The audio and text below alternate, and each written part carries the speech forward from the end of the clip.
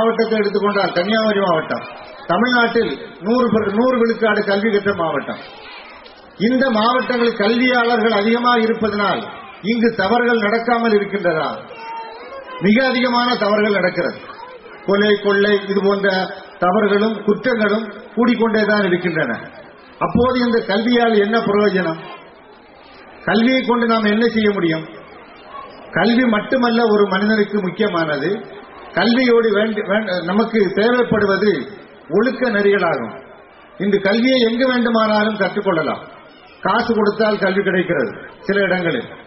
ஆனால் ஒரு குழந்தை ஒரு நல்ல மனிதனாக உருவாக்கி எடுக்க வேண்டும் என்றால் அந்த குழந்தையை நல்ல கல்வி சாலையில் நாம் சேர்க்க வேண்டியது நம்ம கடமையாக உள்ளது. அப்படிப்பட்ட ஒரு காலகட்டத்தில் நாம் இருந்து கொண்டிருக்கிறோம். மனிதன் எவ்வாறு கெடுகிறான் என்று நீங்கள் நினைக்கலாம். இந்த விஞ்ஞான யுகத்தில் அதிகமாக விஞ்ஞானம் வளர வளர இன்டர்நெட், கம்ப்யூட்டர், இன்னும் செல்போன் போன்ற மீடியாக்கள், தகவல் தொடர்பு சாதனங்கள், மீடியாக்கள் பெருகிக் கொண்டே போகக்கூடிய இந்த காலகட்டத்தில் இவைகளால் மனிதன் கெட்டுக் கொண்டிருக்கிறான் என்று.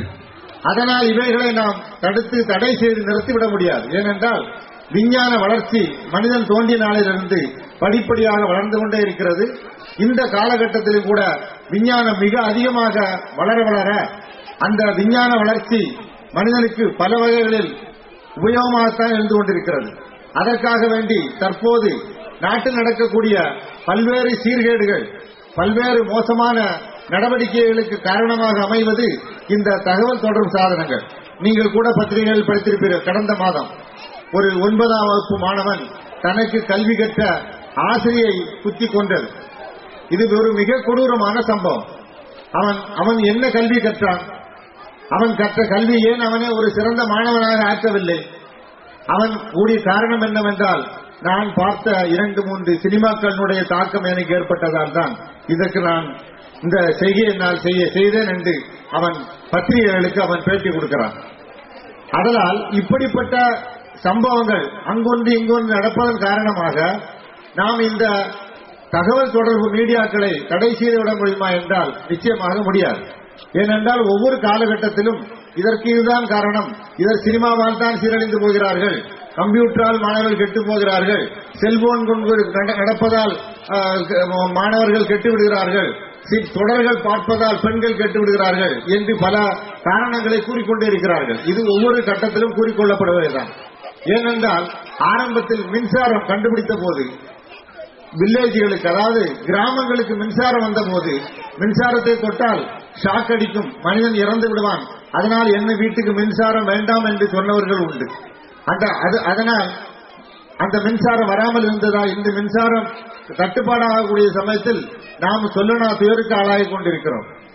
ஆனால் நாம் என்ன செய்ய வேண்டும் என்றால் இத்தகைய விஞ்ஞான மாற்றங்களை பற்றிய அறிவுகளை நம் குழந்தைகளுக்கு புகட்ட வேண்டும். அதுதான் மிக மிக முக்கியமானது. எப்படி ஒரு கத்தி இருக்கிறது என்று வைத்துக் கொள்வோம். அந்த கத்தியை சிறு குழந்தை எடுத்தால் என்ன செய்யும்? கத்தி கையில் வெட்டிவிடும். அல்லது நெருப்பு இருக்கிறது, நெருப்பின் பக்கத்தில் குழந்தை சென்றால் அந்த நெருப்பு குழந்தையை சுட்டுவிடும். நெருப்பே வேண்டாம், கத்தியே வேண்டாம் என்று நாம் யாரும் சொல்வதில்லை. நமது குழந்தைகள் உள்ள வீட்டில் நாம் என்ன செய்கிறோம்? குழந்தைக்கு காண்பித்துக் கொடுக்கிறோம், அந்த கத்தியை எடுக்கக்கூடாது. கத்தி எதற்காக? மாம்பழத்தை வெட்டுவதற்காக, காய்கறி வெட்டுவதற்காக, இது போன்ற ஆக்கப்பூர்வமான செயல்களுக்கு அந்த கத்தியை நாம் பயன்படுத்திக் கொள்ளலாம். தவறான வகைகளில் அந்த கத்தியை பயன்படுத்தக்கூடாது என்று நாம் அந்த குழந்தைகளுக்கு கற்றுக் கொடுக்கிறோம். இதுபோல் நெருப்பின் பக்கத்தில் சென்றால் நெருப்பு சுட்டுவிடும், அதுக்கு அருகே கை கொண்டு வைக்கக்கூடாது, நெருப்பு இருந்தால் சமைக்கலாம், இன்ன பிற செயல்பாடுகளில் அதை பயன்படுத்தலாம் என்று குழந்தைக்கு சொல்லிக் கொடுக்கிறோம். இதுபோல்தான் நாம் ஒவ்வொரு பெற்றோர்களும் என்ன செய்ய வேண்டுமென்றால் நமது குழந்தைகளுக்கு இந்த விஞ்ஞான யுகத்தினுடைய நல்ல விஷயங்களை, நல்ல செயல்களை நாம் சொல்லிக் கொடுக்க வேண்டுமே தவிர ஒரே அடியாக நாம் அவைகளை மறக்க முடியாது.